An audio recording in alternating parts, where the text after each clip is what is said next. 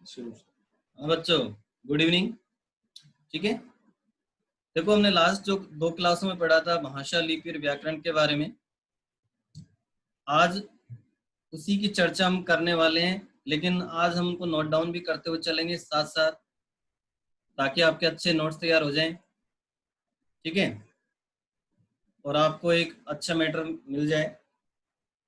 तो स्टार्ट कर रहा हूं मैं। तो देखो, भाषा भाषा जो शब्द है, बता चुका हूं मैं इसके बारे में आपको कि भाषा जो शब्द है ये भांस धातु से बना है।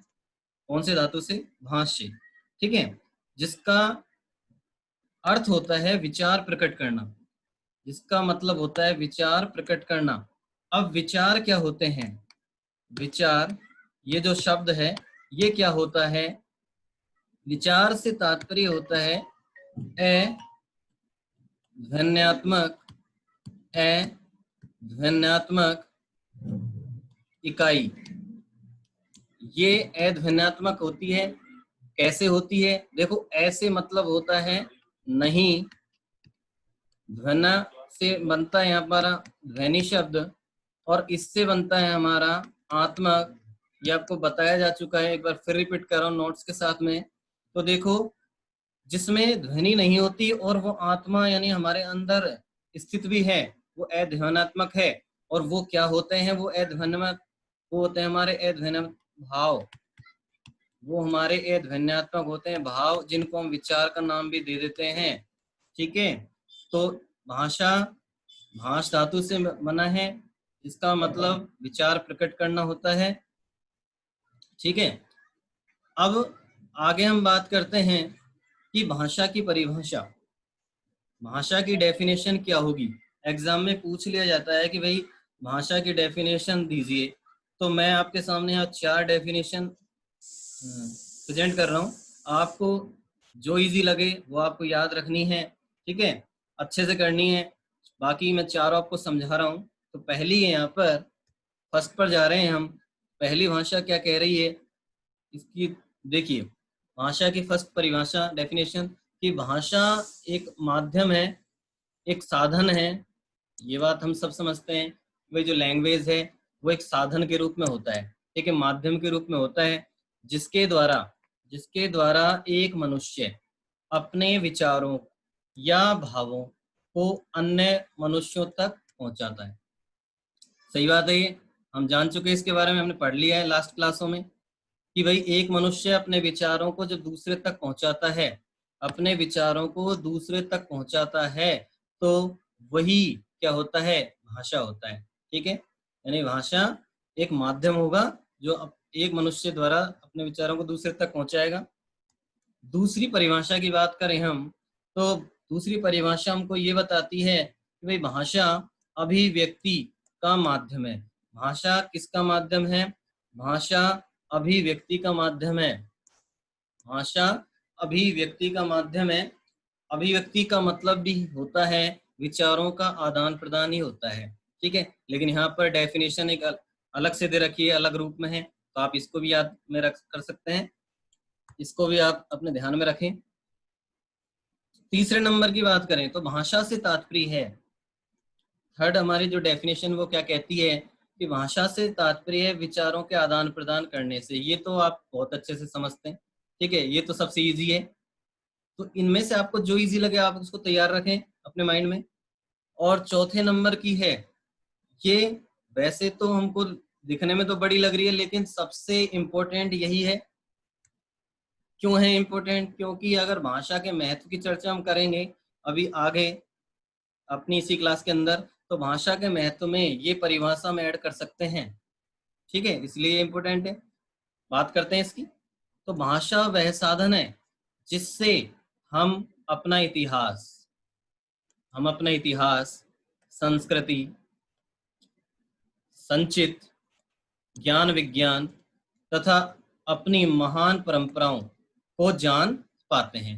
यानी कि भाषा नहीं होती तो हम हमारे इतिहास को कैसे जान पाते, हमारी संस्कृति से कैसे परिचित होते। ठीक है, कैसे हम अपना सब कुछ जो हमारे पूर्वजों ने हमको दिया है वो कैसे हमारे पास संचित होता, कैसे ज्ञान विज्ञान के क्षेत्र में हम आगे बढ़ पाते, कैसे हम हमारी परंपराओं को जान पाते। तो ये हमारे लिए बहुत ही मुश्किल हो जाता।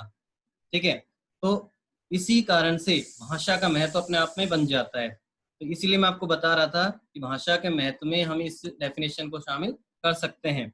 ठीक है, इसके बाद हम आगे बढ़ते हैं। अब बात करते हैं हम लैंग्वेज की विशेषताएं, यानी भाषा की विशेषताएं। ठीक है, भाषा की विशेषताएं पूछी जा सकती है आपसे। तो भाषा की विशेषताएं हम पहले भी चर्चा कर चुके हैं इसके बारे में कि कौन कौन सी होती है भाषा की विशेषताएं। फिर बता रहा हूं मैं, आप इसको नोट करते हुए चलें साथ में। तो देखिए, भाषा एक अर्जित संपत्ति है। भाषा कैसी संपत्ति है? एक अर्जित है। अर्जित से मतलब क्या होता है? पहले भी बताया था मैंने तुमको, अर्जित क्या होता है। देखो, अर्जित का अपोजिट, विपरीत शब्द जो होता है वो होता है जन्मजात। जन्मजात, ठीक है।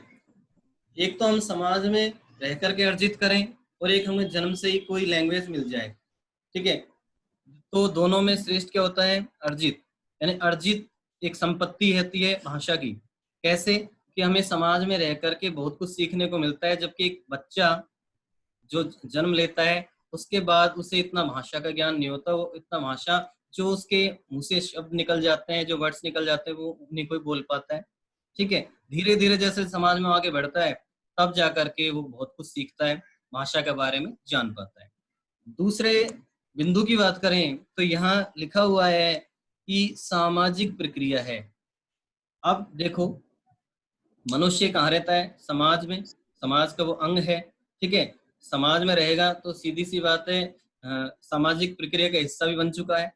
भाषा भी उसको एक माहौल देख करके, वातावरण देख करके बदलनी पड़ सकती है। जैसे एग्जाम्पल के रूप में बात करें कि हमारे सामने 5-10 लोग बैठे हों और अच्छे सुसंस्कारित अच्छे लोग हों, विद्वान लोग हों, तो क्या हम उनके सामने कोई भद्देपन की बात करने वाले हैं? नहीं, हम उनके सामने अच्छी भाषा का एक रूप प्रकट करेंगे, अच्छी लैंग्वेज में उनसे बात करेंगे। ठीक है, तो एक सामाजिक प्रक्रिया भी हम इसको कह सकते हैं। तीसरी विशेषता की हम बात करना चाहें तो तीसरी विशेषता क्या है यहाँ पर? तीसरी विशेषता यहाँ पर है कि भाषा परिवर्तनशील है। भाषा कैसी है? भाषा परिवर्तनशील है। परिवर्तनशील कैसे है? परिवर्तनशील ऐसे है कि हमारी जो मूल भाषा थी, मूल भाषा, ये शब्द आते ही हमारे माइंड में एक ही भाषा आ जाती है। आप जानते हैं उसको, कौन सी है वो? संस्कृत है। ठीक है, मूल भाषा, सबसे प्राचीन भाषा वो संस्कृत है। और संस्कृत से बदलते हुए, परिवर्तन होते हुए आज वर्तमान में हम हिंदी के रूप को देख पा रहे हैं। तो क्या हुआ? ये परिवर्तनशील है। दूसरे शब्दों में हम इसको समझना चाहें तो देखो, हमारा जो जीवन होता है उसमें कभी सुख आते हैं, कभी दुख आते हैं, कभी हम कुछ ज्यादा अच्छा कर पाते हैं। तो हमारा जीवन चेंजिंग होता रहता है, बदलाव आते रहते हैं इसमें कुछ ना कुछ। तो ऐसे ही भाषा में भी बदलाव आते हैं। तो तीसरे पॉइंट को ऐसे समझें आप। चौथे पॉइंट की बात करें तो देखो, भाषा का निश्चित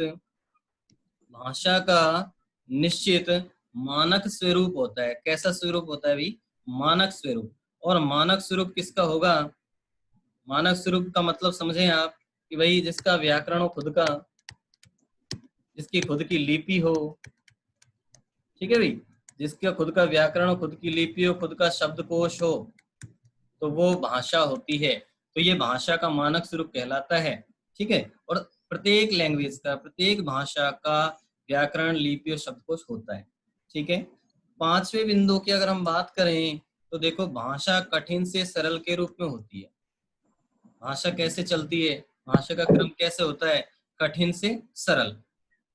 हमारे सामने भाषा के कोई भी टॉपिक जब आता है तो हमारे लिए तो वो अनजान होता है, कठिन होता है, लेकिन धीरे धीरे जैसे मैं अपने ऊपर लेता हूँ, मैं आपको उसको इजी वे में लेकर चलता हूँ, समझाते हुए चलता हूँ, तो वो सरलतम रूप में आ जाती है।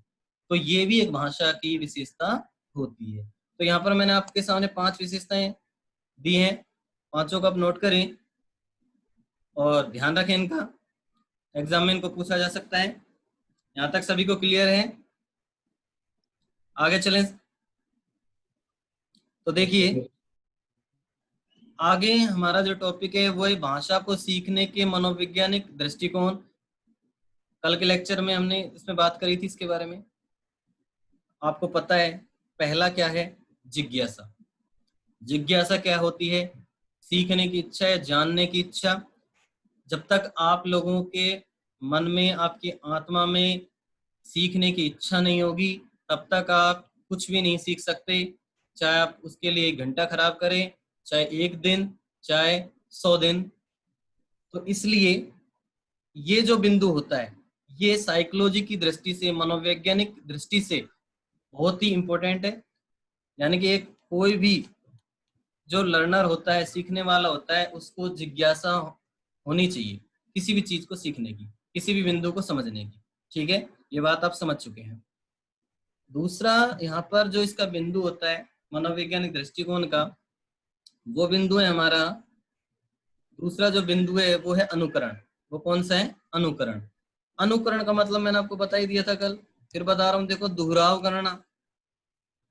ठीक है, जब टीचर कोई लेसन पढ़ाता है आपको, ठीक है, लेसन पढ़ाता है और फिर आपसे ये भी कहता है कि भाई मैं एक लाइन मैं बोल रहा हूँ, उसके बाद आपको रिपीट करना है, तो वो दोहराव करना होता है, अनुकरण करना होता है। दूसरे एग्जाम्पल की हम इसमें बात करना चाहें तो जो असेंबली होती है, प्रार्थना सभा जो होती है, उसमें आगे के जो 4 बच्चे या 3 बच्चे जो होते हैं, वो प्रार्थना की फर्स्ट लाइन बोलते हैं, फिर बाकी जितने भी बच्चे होते हैं वो उसका दोहराव करते हैं, उसको दोहराते हैं। ठीक है, ऐसे ही हमारी प्रक्रिया इसमें चलती रहती है अनुकरण में। तो इसलिए हमें भी अनुकरण को मनोवैज्ञानिक दृष्टिकोण से समझते हुए आगे बढ़ना चाहिए। सबसे पहले जिज्ञासा और फिर अनुकरण। ठीक है, तीसरे बिंदु की बात करें तो वो क्या है? हमारा अभ्यास है। ठीक है, अभ्यास बहुत अच्छे से समझते हो आप। यदि आप अभ्यास नहीं करोगे किसी भी टॉपिक का, किसी बिंदु का, किसी भी विषय का, तो आप उसके अंदर अच्छा नहीं कर पाओगे, आपको सफलताएं नहीं मिल पाएगी। तो अभ्यास यदि आपका अच्छा होगा तो आप बहुत कुछ करने वाले हो।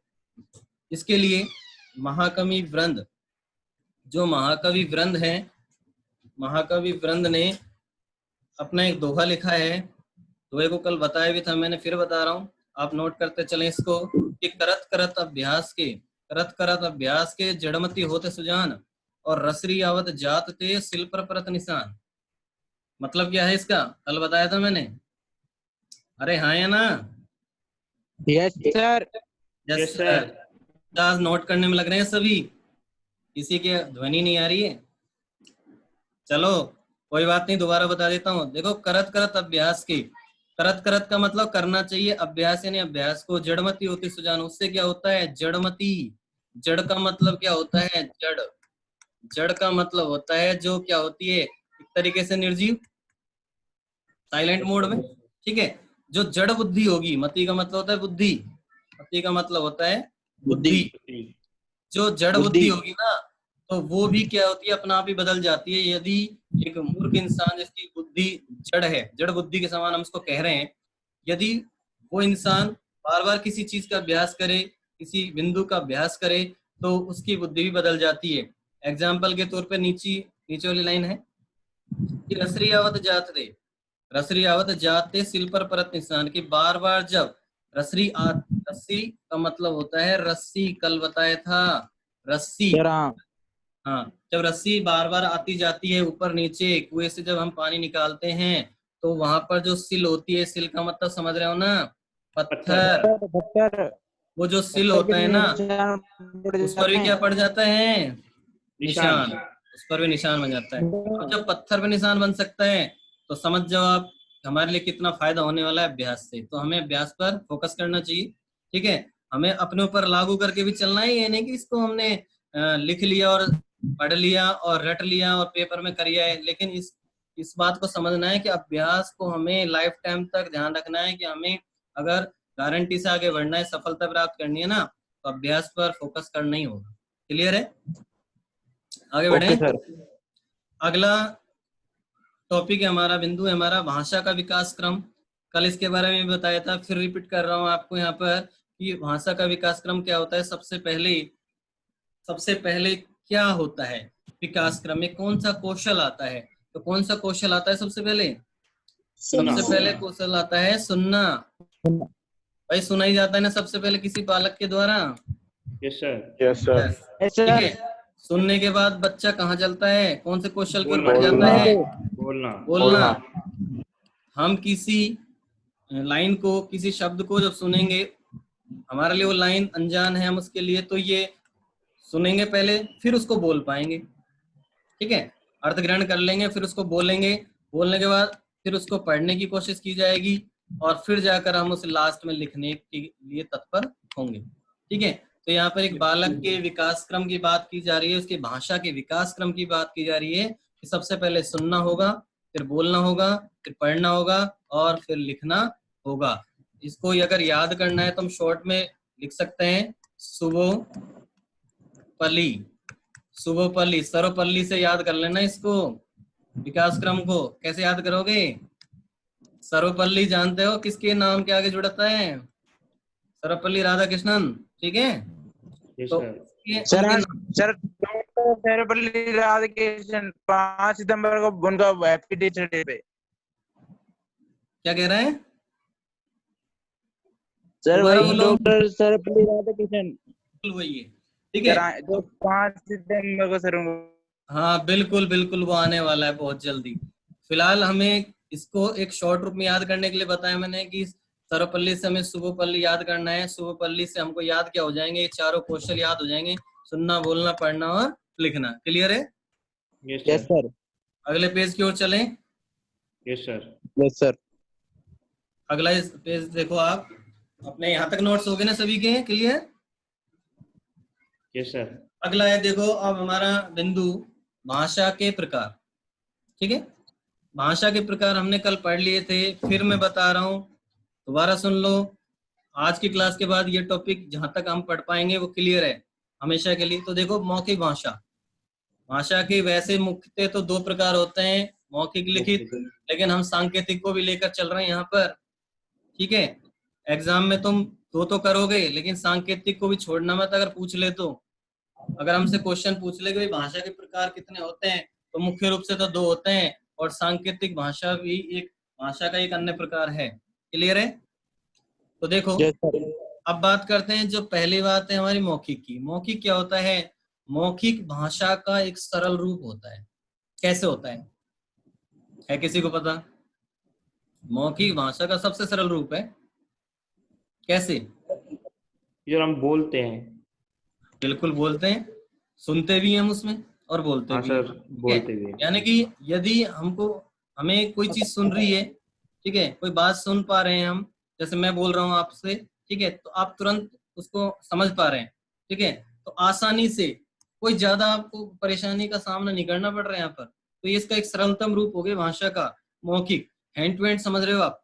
ठीक है, और लिखित भाषा की हम बात करें तो ये सरल भी होती है तो कठिन भी होती है।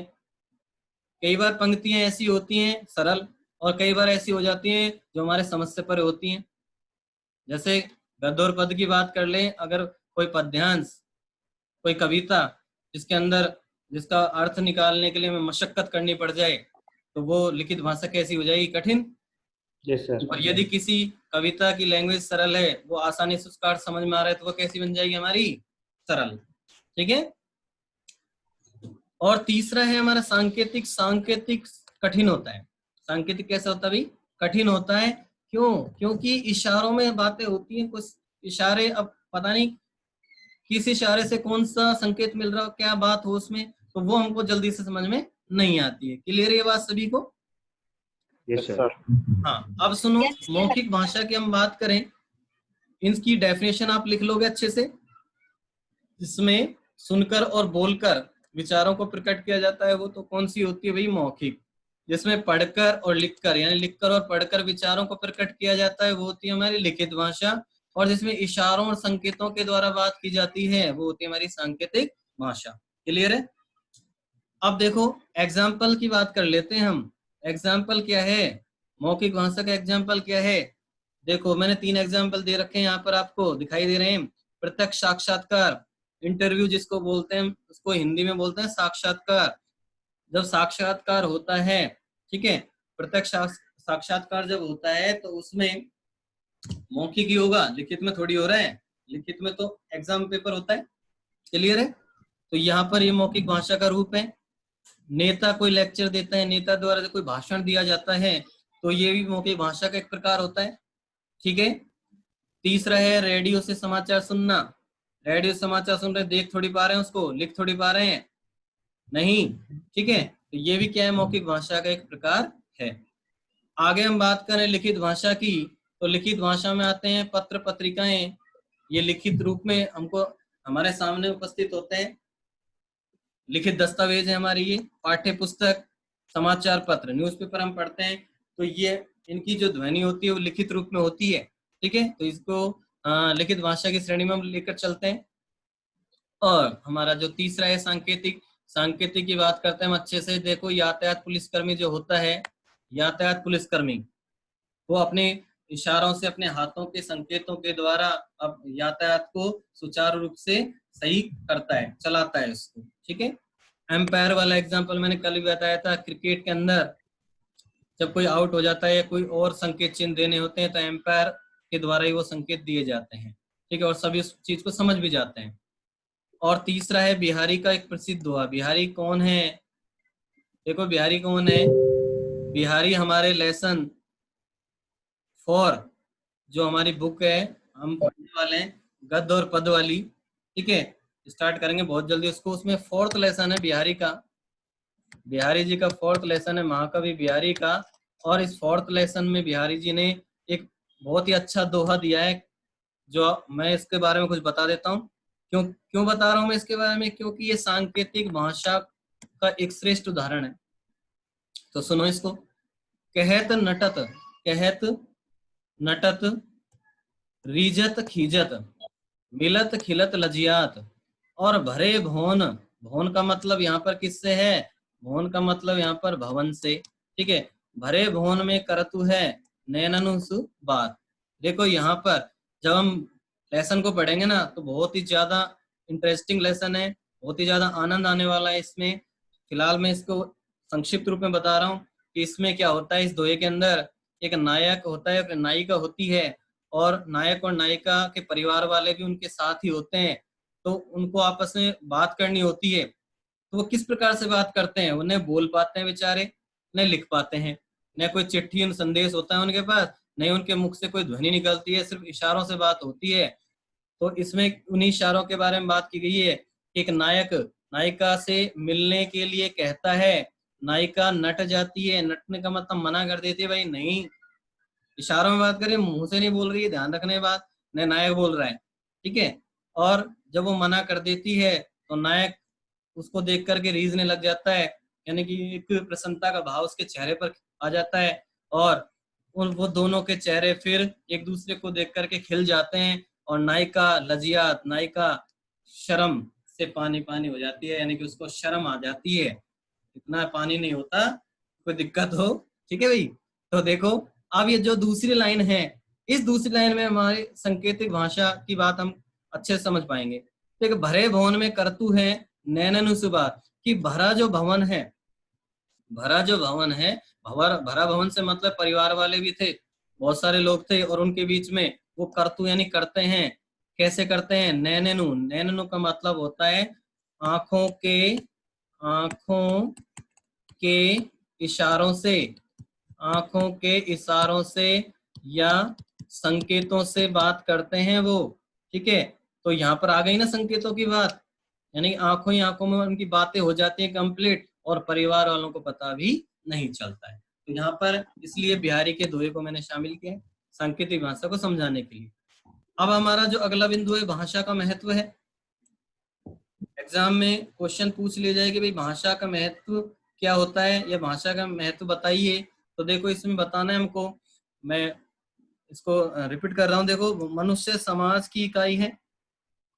अभी हमने चर्चा की थी इसके बारे में कि भाई समाज है, समाज किससे चलता है? मनुष्य से चलेगा। तो मनुष्य समाज की इकाई होती है, और भाषा के माध्यम से मनुष्य अपने विचारों को दूसरे के सामने प्रकट करता है। ये बात हमको बहुत अच्छे समझ आ चुकी है। भाषा के अभाव में मनुष्य विचार नहीं कर सकता, बिल्कुल नहीं कर सकता है भाई, इसमें कोई डाउट नहीं है। और बिना विचारों के वह ज्ञान विज्ञान के क्षेत्र में प्रगति भी नहीं कर सकता।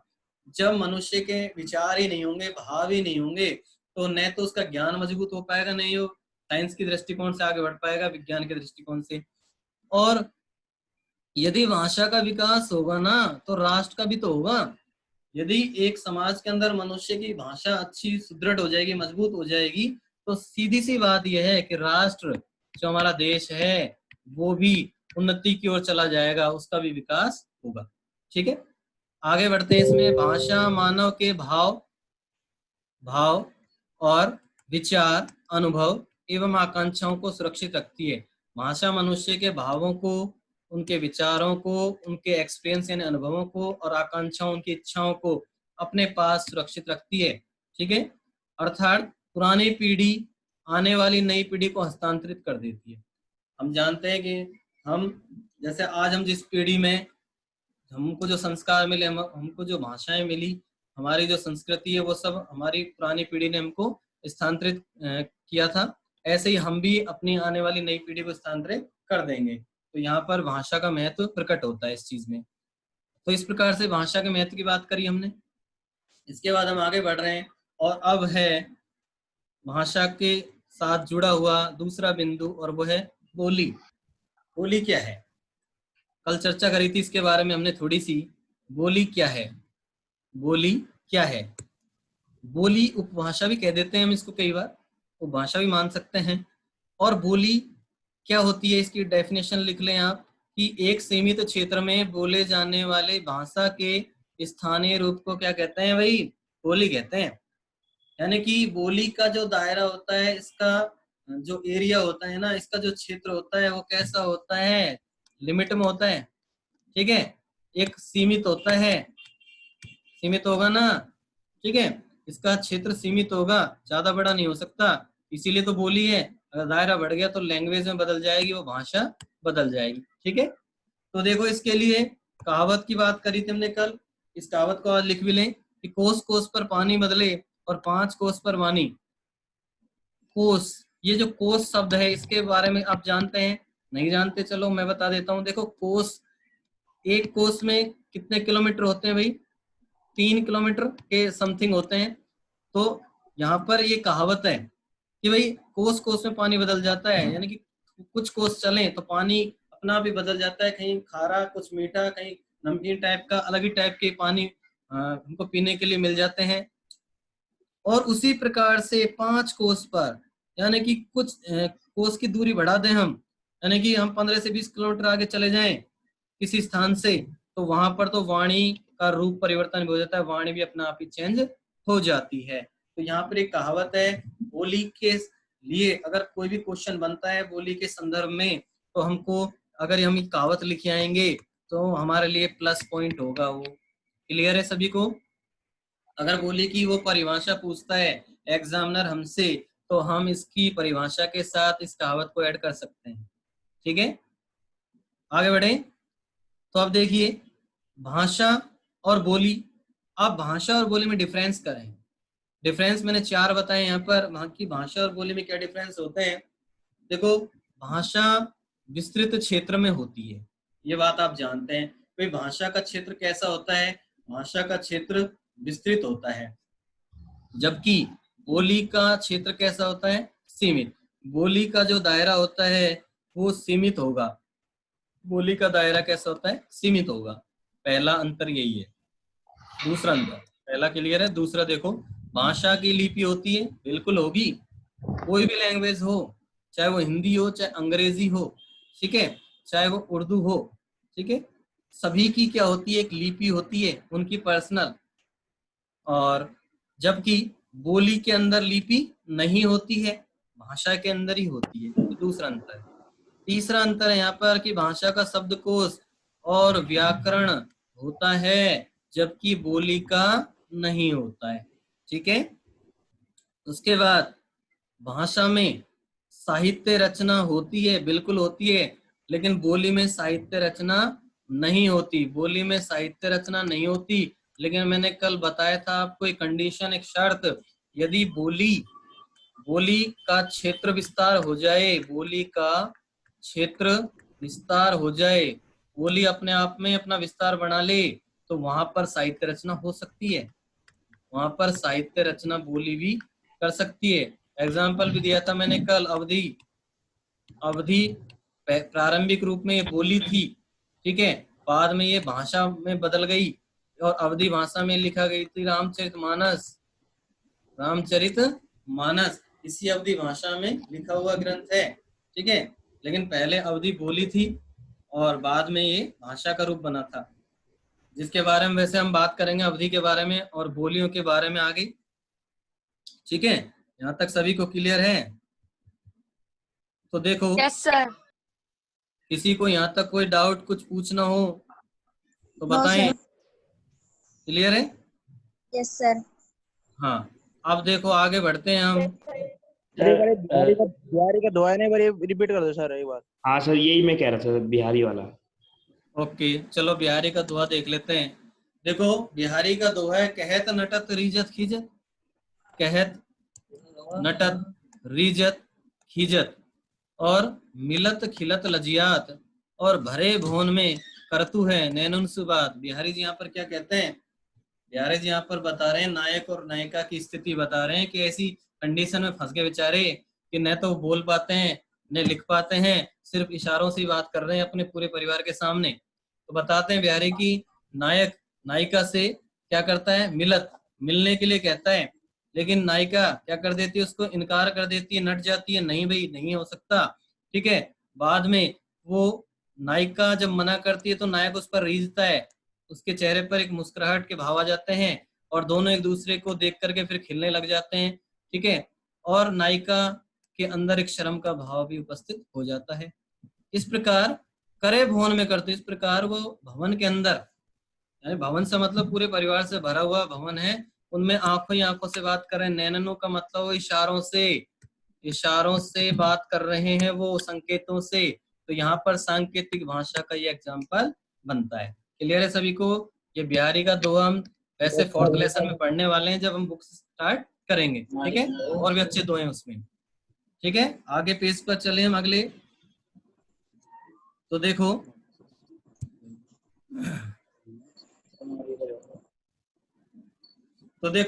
स्क्रीन पर मिल गया है आपको अगला पेज,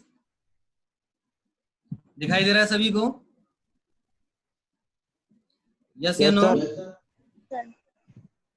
फटाफट रेस्पॉन्स दिया करो तुम फटाफट से, ठीक है। तो देखो हमने भाषा और बोली की बात कर ली। अब हम भाषा में का संबंध, भाषा का संबंध हिंदी से जोड़ रहे हैं यहाँ पर, यानी हिंदी भाषा की बात हम कर रहे हैं। तो देखो हिंदी भाषा की हम बात करते हैं तो हिंदी भाषा का विकास 3 रूप से हुआ था। पहला हुआ था ऐतिहासिक रूप से, दूसरा यहाँ पर हुआ था वो हमारा भौगोलिक रूप से, ठीक है, और तीसरा यहाँ पर हुआ था संवैधानिक रूप से। तीनों में से किसी से भी क्वेश्चन पूछा जा सकता है। ध्यान करो, क्वेश्चन 1 भी पूछ सकते हैं, क्वेश्चन 2 भी पूछ सकते हैं। 1 पूछेगा तो 2 नंबर का होगा, और यदि 2 पूछेंगे तो 1-1 नंबर के होंगे, और हमारे ये नंबर किसी प्रकार से जाने नहीं चाहिए, ठीक है। तो देखो हिंदी भाषा का विकास 3 रूप से, ऐतिहासिक, भौगोलिक और संवैधानिक। तो हम सबसे पहले बात कर रहे हैं ऐतिहासिक दृष्टिकोण से हिंदी भाषा का विकास कैसे हुआ था। तो इसके लिए मैं आपको बता देता हूँ कि हमारी जो भाषाओं का जो कालक्रम था उसको 3 भागों में बांटा गया है, प्राचीन, मध्यकालीन और आधुनिक। कितने भागों में? 3 भागों में बांटा गया है। प्राचीन भारतीय आर्य भाषा, मध्यकालीन आर्य भाषा और आधुनिक आर्य भाषाएं, ठीक है। 3 भागों में बांटा गया है इसको। और अब इसके अंदर अब देखिए इसके अंदर क्या है, प्राचीन भारतीय आर्य भाषा है, इसको 2 भागों में बांट दिया जाता है, ठीक है। एक तो है वैदिक संस्कृत और एक है हमारी लौकिक संस्कृत। वैदिक संस्कृत में क्या होता है, वैदिक संस्कृत के अंदर हमारे जो वेद ग्रंथ हैं उनकी रचना हुई है, ठीक है। और लौकिक संस्कृत की बात करें तो रामायण और महाभारत जैसे और इन महान ग्रंथों की रचनाएं इसके अंदर हुई हैं। इनका समय काल भी दे रखा है मैंने, आप नोट करते चले इनको। वैदिक संस्कृत का टाइम क्या था, टाइम पीरियड 1500 ईसा पूर्व से 800 ईसा पूर्व। लौकिक का था यहाँ पर 800 ईसा पूर्व से 500 ईसा पूर्व तक का था। उसके बाद बात करते हैं तो मध्यकालीन आर्य भाषा। मध्यकालीन आर्य भाषा के भी 3 पार्ट्स हैं, 3 भागों में इसको हम देखते हैं। पहला है पाली। जो पाली भाषा है इसका समय चक्र था 500 ईसा पूर्व से 1 ईस्वी तक, ठीक है। और पाली भाषा मैंने बता दिया था कि गौतम बुद्ध के उपदेश इसी के अंदर, गौतम बुद्ध, ठीक है, बौद्ध धर्म के जितने ग्रंथ हैं वो पाली भाषा के अंतर्गत लिखे गए थे, ठीक है। आगे बढ़ते हैं, हम शॉर्ट रूप में चल रहे हैं, ठीक है। प्राकृत की बात कर रहे हैं। प्राकृत का समय चक्र है 1 ईस्वी से लेकर के 500 ईस्वी तक, ठीक है। और प्राकृत भाषा के अंदर महावीर स्वामी ने अपने उपदेशों का वाचन किया था, उपदेशों को लोगों को बांटा था, उपदेश दिए थे, ठीक है। और इसके बाद हम आगे बढ़ते हैं तो अपभ्रंश भाषा आती है। और अपभ्रंश का मतलब होता है बिगड़ा हुआ रूप। अपभ्रंश का मतलब क्या होता है भाई? बिगड़ा हुआ रूप होता है। और यहाँ पर रूप किसका बिगड़ रहा था वो आप सब जानते ही हैं, भाषा का बिगड़ रहा था, ठीक है। इसका समय चक्र है 500 ईस्वी से 1000 ईस्वी तक, यानी रूप परिवर्तन हो गया था अपभ्रंश तक आते आते संस्कृत का, ठीक है। अब अगली थी हमारी आधुनिक आर्य भाषा। आधुनिक आर्य भाषा अवहट आई थी इसके अंदर सबसे पहले, और फिर वर्तमान काल हिंदी। अवहट का टाइम था, पीरियड था 1000 ईस्वी, और वर्तमान में हिंदी आपके सामने चली रही है। यानी कहने का मतलब हमारा ये है कि संस्कृत से लेकर के, वैदिक संस्कृत से लेकर आज हिंदी बन गई है, रूप परिवर्तन हो रहा है, इसका कोई अंतिम स्वरूप नहीं होता भाषा का, ठीक है।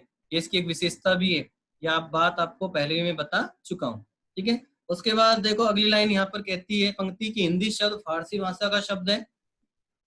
हिंदी शब्द फारसी भाषा का शब्द है, और हिंदी का विकास शोरसेन या ब्रज से हुआ है। दोनों ही लाइंस आपको याद होनी चाहिए, अगर ये पूछी जा सकती है तो 1 नंबर के रूप में पूछ सकते हैं आपसे वो, ठीक है।